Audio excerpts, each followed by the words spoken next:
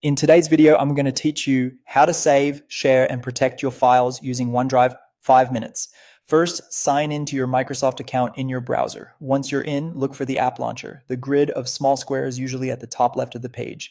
Click it to open your Microsoft apps, then choose OneDrive. This opens your cloud storage, where you can access your files from any device with an internet connection.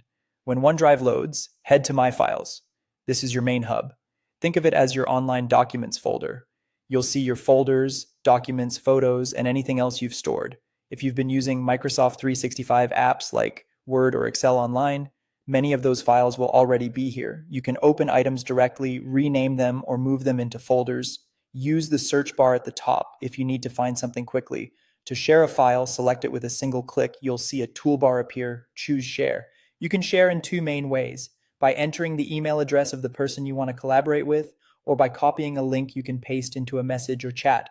If you're emailing it, you can add a short note so the recipient knows what the file is about. Before you send, check permissions. Decide whether people can edit the file or only view it.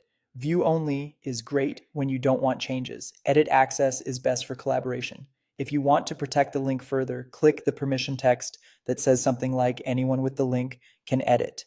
That opens link settings. Choose anyone to create a public link that still has protection controls. Now set a password. Pick something strong and not easily guessed. This means that even if someone forwards your link, they won't be able to open the file without the password. Click Apply to save those settings, and then send the invitation or copy the link. When recipients try to open the file, they'll be prompted for the password you set.